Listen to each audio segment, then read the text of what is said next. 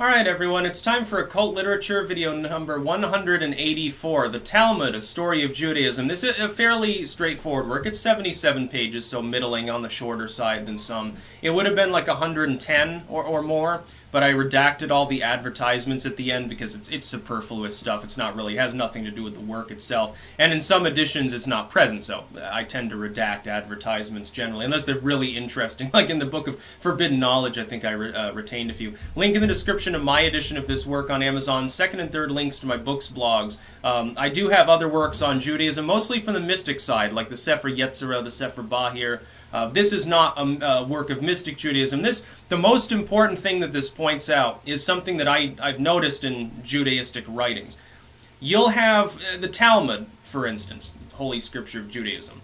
A single sentence within the Talmud can have 40, 50 pages of rabbinical discourse on it. You could literally have a totally separate book that revolves around a few sentences of the Talmud. And this is the backbone of Judaism, and one thing that makes it perhaps interesting is that the backbone of the religion really is more about the interpretations of the scriptures than the scriptures themselves. In fact, this work and even the rabbis themselves, it alludes to both simultaneously saying within this context, yeah, ultimately it's better for most people. It's going to be more holy ultimately if you read the interpretations, because otherwise, because you can have so much interpretation, so much density taken from so little actual scripture, it's going to take you like 20, 30 years to understand the basic premise of the truth of the Talmud. And so because of that, you might as well just read the rabbis' works, you can speed read through it and it'll be great. Most religions don't do this. Most religions, the scripture, in some cases, like in the most extreme example within Islam, the Quran itself, if it's in Arabic at all, is a holy object unto itself.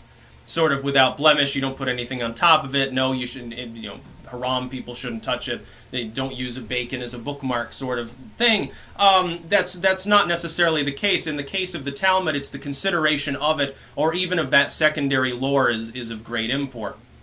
So that's the most important part of it. But it gives a rough, basic, introductory, and more easily understood sort of primer on the Talmud itself, its form and function, including that form and function as well, in a way that's, I think, marketed towards an audience that wasn't really, they weren't Jewish and they weren't going to study it in depth. They just wanted to know the basics. They wanted some basic, this is an example of literature from that era, mid to late 19th century, very common, sort of traveler's literature. These short-ish works, they were meant for people, they're going on a journey, here's a book that they're going to read while they're doing that. It's something they thought that learning during that was a good idea. It wasn't just, at the time, fiction literature was frowned upon by a lot of groups, especially the intelligentsia. It's like, why are you wasting your time listening to reading Jane Eyre or something like that, which I would agree with.